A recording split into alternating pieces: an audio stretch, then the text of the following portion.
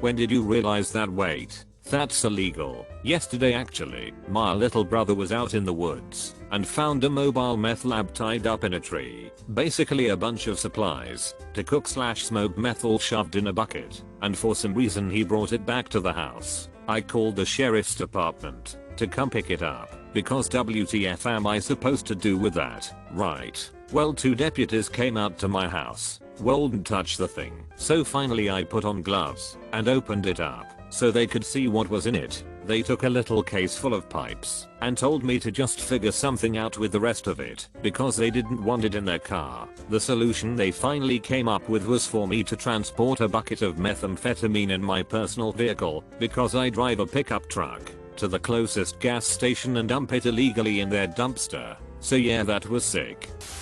Got pulled up by security for theft, was let go instantly for being such a young kid at the time and starting to cry, as well as lying about what I stole and why I needed it. When they were pulling my bag to make sure I couldn't run away, I said something about how they can't assault a child, pull me around, because that's illegal. Security guard was like, so is theft, and I just remember being like, oh.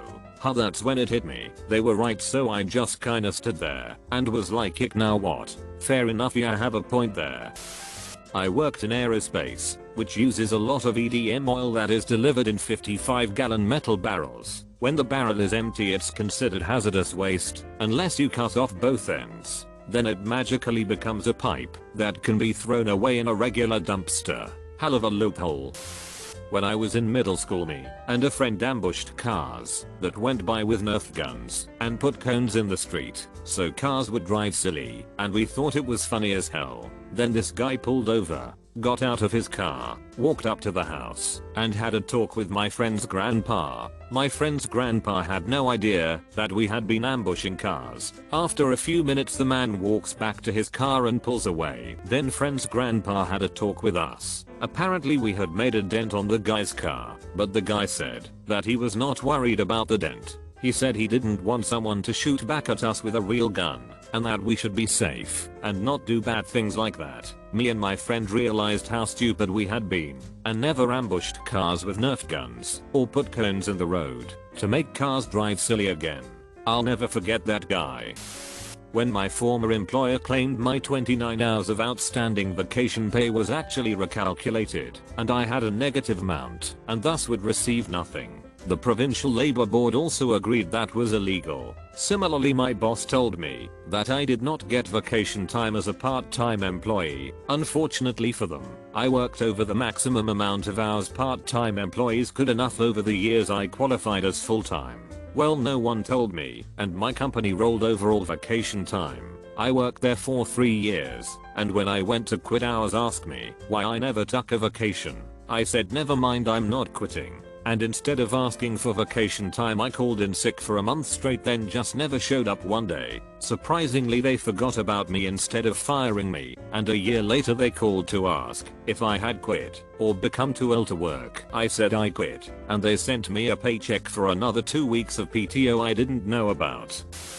Was 18 years old at a college party in a wildlife refuge. Not cool, I know. 3 cop cars show up, lights and sirens. Friend hands me his keys and says, you are the least drunk, get us out of here. I just went with it, drove past all 3 cars and evaded them, along with many others, through the streets of the city. Woke up the next day wondering if I had a wild dream until my roommate showed me a video of it. I've never done anything like that ever before or after that incident.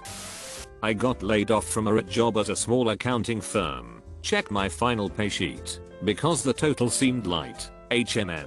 They didn't include my unused holidays, as required by law. They were accountants, so there was no way it was an accident. A hop, skip and a jump later, I was talking to the local ombudsman.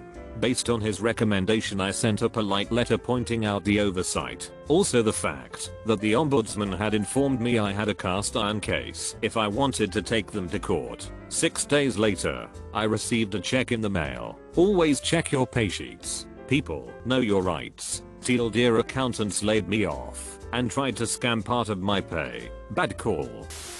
I was snorkeling in Hawaii and a sea turtle swam up from underneath me like flat against my stomach. It was very cool. but I panicked. Because if you touch them there is a huge fine. I kept trying to push it away from me, but it kept bumping into me. I was like 10.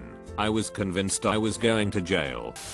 Needed a special sized socket to repair my car in college. 1973. Didn't know this until I had it mostly apart. Called Sears for a price. $. Because my dad always said to buy Craftsman. Girlfriend drives us over, where the sales guy pulls it out and rings it for 2x. What he told me. We get into an argument and the dude smirked and said too bad.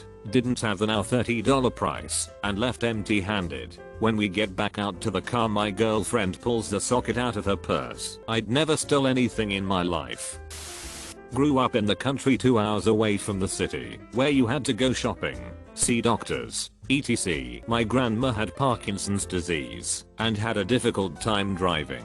I was obsessed with being behind a wheel as my grandpa would often let me drive on his lap around the farm we owned. Grandma would often let 9-year-old me drive her the 2 hours from her house to the city, going the 65 miles per hour speed limit. She rolled right shotgun in the passenger seat, so I was in the driver's seat by myself. I knew little to nothing about road safety or checking my blind spots. I was just good at steering to keep the car between the lines and going the speed limit. I was riding the brakes the whole drive, both feet on the pedals. It is a miracle I'm still alive and wasn't killed. Boy did I have fun though. Loved my grandparents. Moved to Quebec for the summer and I turned 18 the day I arrived. Drinking age in my home province is 19 and in Quebec is 18, so it felt like I had a cheat code. Didn't know that you're not allowed to have open alcohol in public until cops drive by and told us. Oops, sorry. Didn't know. I don't speak French. Bye. Worked like a charm. It also worked when we were caught cutting through train tracks in Slovakia. Oops, didn't know this was trespassing. We don't speak Slovak and our passports are back at the hotel. Bye. Had a guy pulling through the parking lot behind the mall where I worked and got upset we had vehicles outside the install bay and started screaming at us. I said driving through a parking lot to avoid a traffic light is illegal, and he whips out his wallet and shows me his sheriff's badge. I pointed out to him that using his badge to intimidate a kid during the commission of a crime was likely something his superior officer would love to hear about. He wouldn't let me get his badge number, got into his car with his wife and kids and left. Couple coworkers took me out for my 21st Street birthday. Me and a few people were walking ahead to the billiards hall when we hear one of the others say wait a minute and the sounds of plastic chopping onto metal. I turn around and see them snorting coke lines off of those big green electrical boxes under a street lamp, which was across the street from a pretty busy gas station. When I saw it, I just processed it as someone needing a minute to tie their shoe, but then my brain buffered and it clicked. Wait. Coke is illegal. I should have seen it coming though. They were a bunch of line cooks. Worked for a small manufacturer in US. Plans for a job come in from the Swiss office of a US headquartered customer. I get to work on the estimate. Start to enter some stuff into the system and check the title block for project info. It's for a facility in effing Tehran. Google it up. Yep. Definitely illegal to sell materials for the job. I print out all the relevant law and write-ups from the state debt and deliver it to the COO. Was just like, yeah, not gonna touch this. A few months later I hear the COO and VP chatting over the phone about arranging payment and shipment for exactly the kind, finish, and amount of material, except there was no project record in the system. When the local government told my business to keep a database of fake allegations against people and use it as evidence for why they cannot be subcontractors for said local government, when told that's illegal they said do it or else we'll sue you and make you do it. We still refused. Their lawyer sent us a letter demanding we follow their directions. We replied asking said lawyer to sign a waiver saying we are not liable for crimes being forced upon us by the local council. Then the lawyer looked into what demands he'd been asked to enforce and went ballistic at the government employee and that guy's boss and his boss. Needless to say, but that employee is still in charge of that department and has since been promoted.